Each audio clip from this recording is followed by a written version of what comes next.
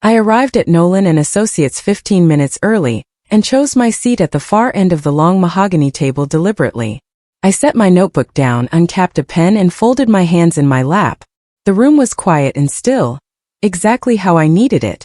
Arthur Nolan stood near the window reviewing his folder and gave me a small, steady nod when I entered. I nodded back without speaking. I had been preparing for this moment for weeks. The Whitfields arrived together at 9:03. Diane entered first in black silk, sharp and controlled, followed by Conrad, then Stella. They sat directly across from me without any acknowledgement. Stella whispered something to Conrad and they both produced the kind of smile that makes your skin crawl. I had been on the receiving end of that smile before. Arthur cleared his throat and opened the thick cream-colored folder. I kept my eyes forward and my breathing slow and steady. I knew exactly what was coming next. My name is Maya Calloway. I was 26 years old and had spent most of my life being Harold Whitfield's best-kept secret. My mother, Carol, raised me alone in a 2-bedroom apartment in Richmond. She worked double shifts at the hospital and never once complained. When I was very young, she sat me on the kitchen floor and told me the truth as gently as she could. My father was a wealthy man named Harold Whitfield. He had a wife named Diane and 2 children, Conrad and Stella. His choice did not include us in his public life. She spoke without bitterness. She said he was not a bad man, just a man who was afraid. I did not understand that when I was 7. I understood it perfectly as I grew older. Fear makes people abandon the things that matter most. Harold Whitfield was afraid for a very long time, and that fear cost all of us far more than he ever truly admitted. Harold visited about 4 times a year. He always called the night before and never appeared without warning. He drove a black car, wore crisp shirts, and smelled like cedar and soap. He brought birthday gifts wrapped in thick paper, and sat at our small kitchen table, while my mother stood by the counter watching him carefully. They rarely argued in front of me, but I could feel the tension like a closed door. He left an envelope on the table before going. Cash, never a check. My mother never spent it on herself. It paid for school supplies, my winter coat, my first proper running shoes. Harold asked about school and nodded at my answers like he was filing them somewhere inside his mind. He never stayed more than 2 hours. He was always careful about time, like a man measuring exactly how much he was allowed to spend with us before someone noticed he was gone. As a child, I accepted this without question. It was simply the shape of my world. I learned early not to talk about him at school. Once in 3rd grade, a girl named Penny asked why my dad never came to the father-daughter science fair. I said he was busy. She said her mother told her I did not have a real dad. I went home and cried into my pillow until nothing was left. My mother held me and said some people were small, but I did not need to make myself small for anyone. I loved her fiercely for that. But the ache never disappeared as I grew. It only changed shape. In middle school it looked like anger. In high school it looked like distance. I watched classmates walk at graduation with their fathers, and felt something hollow open in my chest. I never told Harold how it felt. He never asked. He brought the envelope and the careful visits, and I accepted them because they were all I had of him. Half of something felt better than nothing at all. My mother was diagnosed with aggressive cancer just after my 17th birthday. The doctors used words too large for the small examination room where we sat together. She held my hand the entire time the doctor spoke, which told me everything about how serious it truly was. She was comforting me while receiving the worst news of her own life.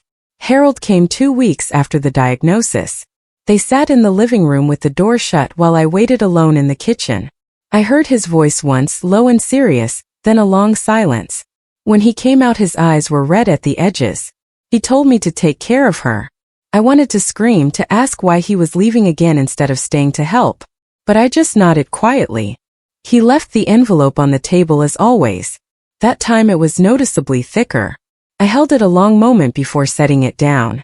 Even then, an envelope was the most he could bring himself to offer. My mother died on a Tuesday morning in March, just before sunrise. I was 18 and held her hand until the very end. Harold came to the funeral. He stood near the back of the small chapel in his dark coat, separate from everyone else, like a man not sure he had earned the right to be there. He did not speak during the service. Afterward he found me near the door, placed both hands on my shoulders, and looked at me without a word.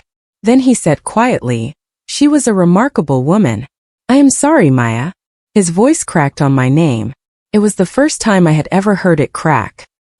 He pressed an envelope into my hand and left before the other mourners came outside. I stood in the cold March air staring at the envelope. Grief changes what you are willing to accept. Standing there in the cold, I decided I was done accepting less than I deserved. That decision would shape everything that followed. In the years after my mother died, I built my life on my own terms. I used the money Harold had provided to enroll in a business management program at a community college. I worked part-time at a cafe, studied at night, and graduated with honors. I got a job at a small logistics firm and worked steadily upward. I was not living lavishly, but I was living without apology, which felt like real freedom. Harold called every few months. The calls were short and slightly awkward, like two people searching for common ground in a language neither had fully learned. He asked about work. I asked about very little because I did not know what I was permitted to say. He never mentioned his family in Richmond. I never mentioned the money. We talked only about the surface of things. But the calls kept coming, quietly and consistently, like something he simply could not stop himself from doing. I noticed that even when I did not particularly want to. 2 years before Harold died, his health began failing. His heart was weakening. He had already been through one procedure and his doctors were watching him closely. He called one evening in October and his voice sounded thinner, like a coat washed too many times and losing its shape. He said, "Maya, I would like to see you. Properly. I know I have no right to ask, but I am asking." I sat with the phone pressed to my ear for a long moment. I thought about every birthday he had missed, every hollow ache I had carried silently, every time I had watched the door close behind him and wished he would come back. Then I said, "All right, Harold." I did not call him Dad. I was not sure I could yet. We met at a quiet restaurant near his office. I wore my mother's earrings. When he stood from the table as I walked in and looked at me with tired, grateful eyes, something inside me softened just slightly. Diane Whitfield found out about me 3 months into my visits with Harold. He told me later she had gone through his phone records carefully. She called one afternoon while I was on my lunch break, her voice perfectly controlled and completely cold. She said I was embarrassing the family. She said Harold had been a foolish man who made a mistake long ago, and that I needed to understand my place in things. She used the word place twice. I let her finish without interrupting. Then I said, "Mrs. Whitfield, I have never asked Harold for a single thing. I am simply spending time with my father." The line went quiet. She said, "Be very careful, young lady," and hung up. I sat in my car and breathed slowly until my hands were completely still. I had prepared for this call. I had known from the very first lunch with Harold that peace would not come without a fight. I had simply decided long ago that I was ready. Conrad and Stella made their move 3 weeks after Diane's call. They arrived at Harold's house while I was visiting on a Sunday afternoon. I heard the front door open and Stella's heels clicking across the tile before I saw her face. She walked into the sitting room where Harold and I were having tea and stopped when she saw me seated there. Conrad came in behind her, tall and easy, the kind of man who had never truly been told no. He looked at me the way you look at something that does not belong in the room. "So you are the secret," Stella said flatly. Not a question. A label. Harold's jaw tightened visibly. "Stella," he said quietly, "this is Maya." Conrad laughed once, cold and short. "Whatever you are hoping to get out of this," he said, looking directly at me, "it will not happen. The Whitfield estate stays with the Whitfield family." I looked at him calmly and said nothing at all. "Not yet." Harold called me that evening, exhausted and deeply ashamed. He apologized for Conrad, for Stella, for Diane. Then he went quiet and said something I had not expected. "I owe you far more than an apology, Maya. I owe you truth and time. I want to spend whatever time I have left being your father properly, if you will allow me that." I was sitting on my bedroom floor with my back against the wall. I looked at the ceiling and let his words settle around me. The little girl who had cried over the science fair wanted to say yes right away. The woman I had become needed to think first. I told him I would give him the chance, but I would not be treated the way Conrad and Stella had treated me. I would not be a secret inside his own house. He agreed without a moment of hesitation. I took that as a genuine sign. As it turned out, he meant every single word he said that evening.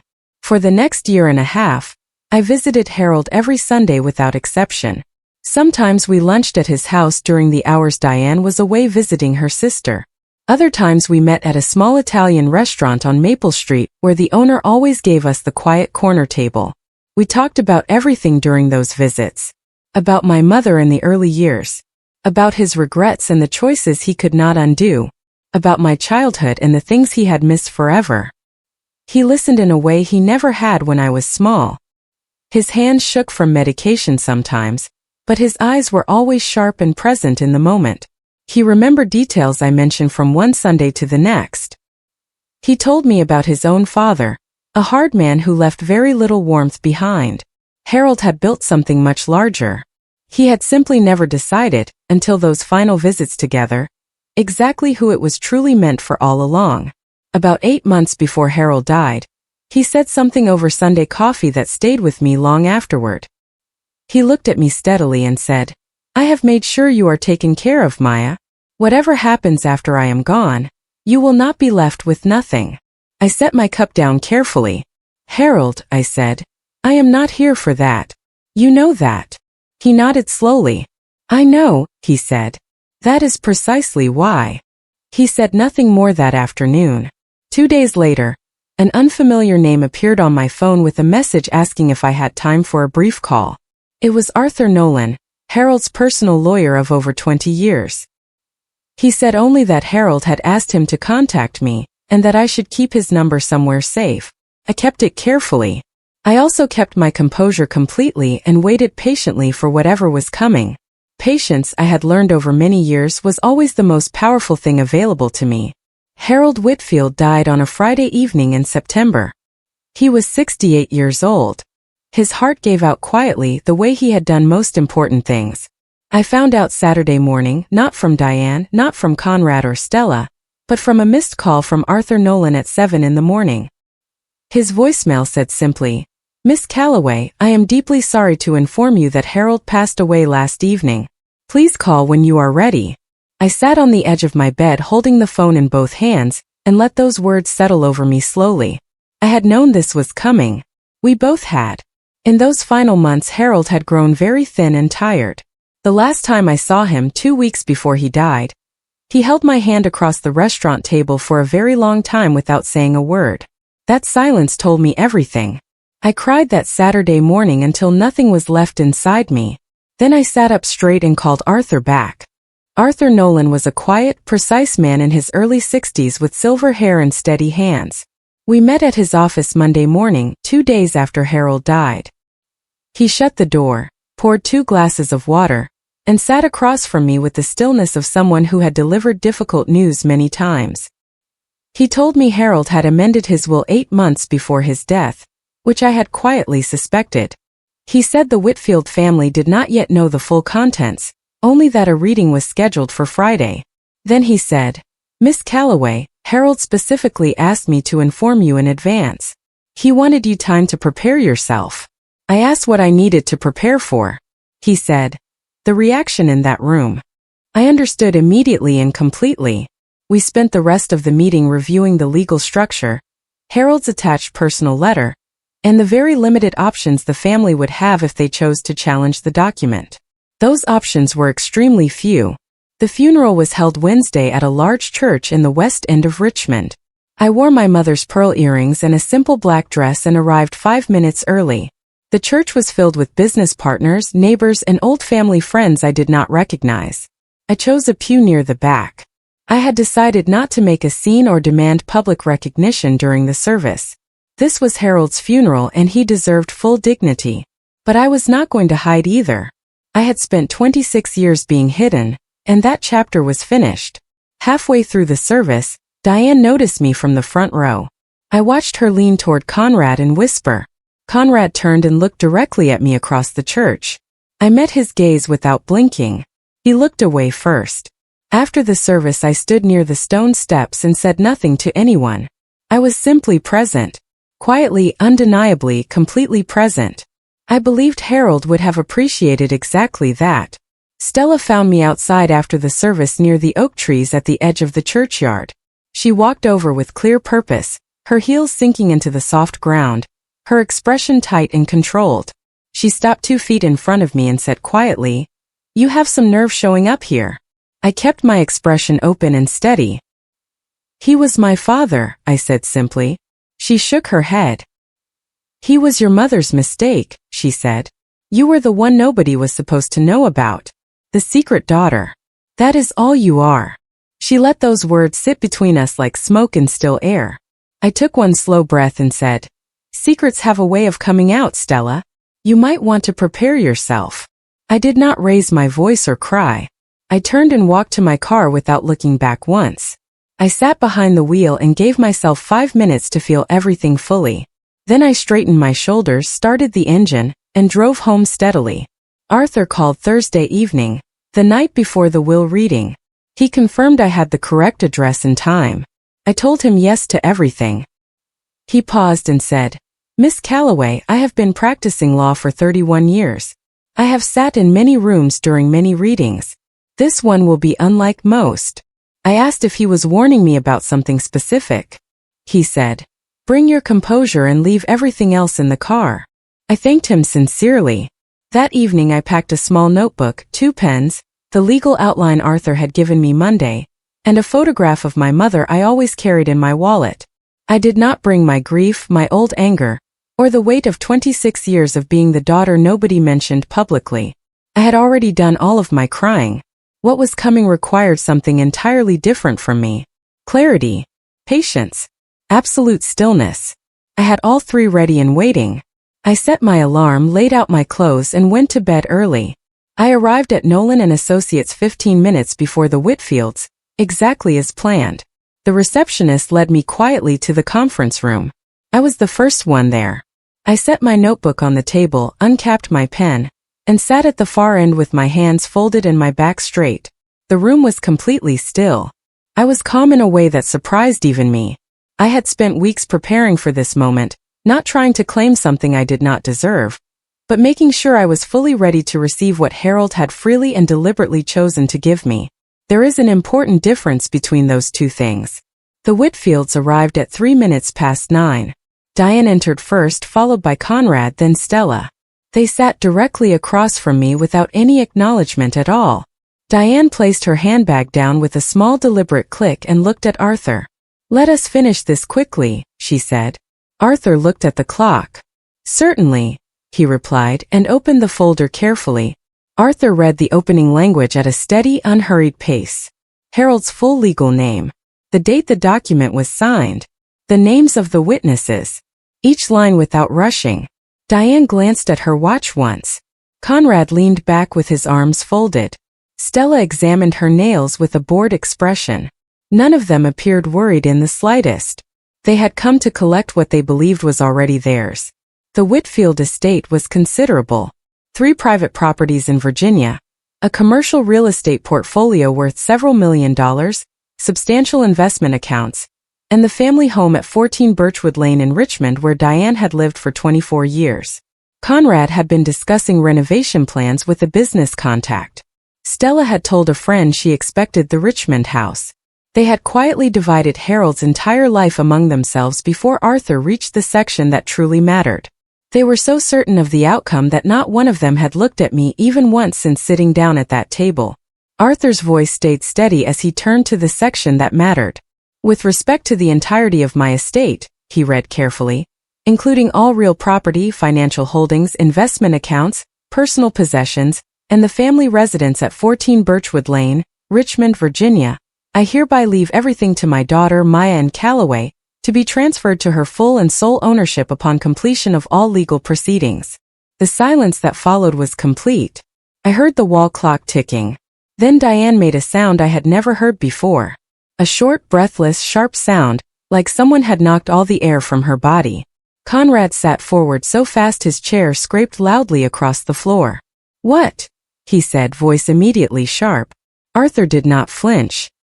He set the document down, smoothed the edge with one careful finger, and looked at Conrad with complete steadiness. "The document is entirely clear," he said quietly. Stella had gone completely white. She stared at me as though seeing me for the very first time in her life. Diane recovered first. She pressed both palms flat on the table. "That is not valid," she said, her voice trembling beneath its control. Harold was ill. He was medicated. He was not of sound mind. Arthur was fully prepared for this response. "The document was signed 8 months before Mr. Whitfield's passing," he said evenly. "At that time he was entirely competent, confirmed by 2 independent medical evaluations conducted at his own personal request, both attached as formal legal exhibits." Conrad stood up sharply. "This is a scheme," he said, pointing across the table at me. "She inserted herself into his life when he was most vulnerable. She manipulated him. I had promised myself before arriving that I would not speak until Arthur finished. I kept that promise completely." I sat still and looked at Conrad without any expression on my face. My mother had taught me long ago that people who shout the loudest are almost always standing on the least solid ground. I simply waited. That patience was the most powerful thing I had. Arthur reached into the folder and produced a sealed white envelope, placing it at the center of the table. Harold prepared a personal letter to be read aloud at this meeting by his specific instruction. He opened it and read in the same measured voice. Harold's character came through in every sentence. He wrote that he loved Conrad and Stella and wished things could have been different. He wrote that in his final 3 years he had called each of them regularly, and their combined in-person visits totaled just 4 times across that entire period. He wrote that Maya had come every Sunday for 18 months without ever asking for anything in return. He wrote that he had failed her for 26 years, and this was the only way left to make it right. The estate was not a punishment. It was recognition of the only person who had truly shown up when doing so cost her something real. Stella was crying quietly when Arthur finished. Conrad's face was completely closed. Diane stared at the table without moving. Conrad looked at the attorney he had brought, who had remained entirely silent throughout. "We are contesting this," Conrad said firmly. "Grounds of undue influence." His attorney said quietly that strong documented grounds would be needed. Conrad insisted the grounds were obvious. I opened my notebook for the first time and slid 3 pages across toward Arthur, who passed them to Conrad's attorney without comment. "Those are visitor logs from Harold's medical team," I said, keeping my voice level. "Every home visit and appointment over his final 2 years. My name appears every Sunday without exception. Conrad and Stella appear 4 times combined, matching exactly what Harold stated in his letter." Conrad stared at the pages.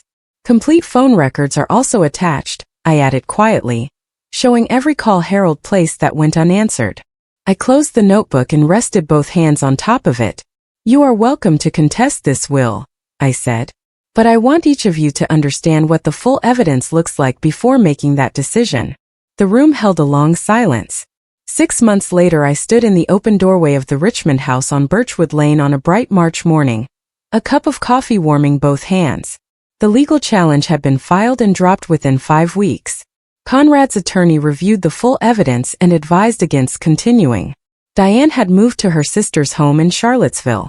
Conrad and Stella received the personal items Harold had designated in a secondary clause: his books, his clothing, and pieces from his office that carried sentimental meaning. They had not spoken to me since the reading. I did not need them to. I donated a significant portion of the estate to a women's health foundation registered in my mother's name, Carol Calloway. I kept the house and properties and hired a trusted team to manage everything carefully. What Harold gave me was not simply money or land. It was an acknowledgement. It was the truth spoken clearly and on record after 26 years of silence. I thought about my mother every morning. I believed she would have smiled.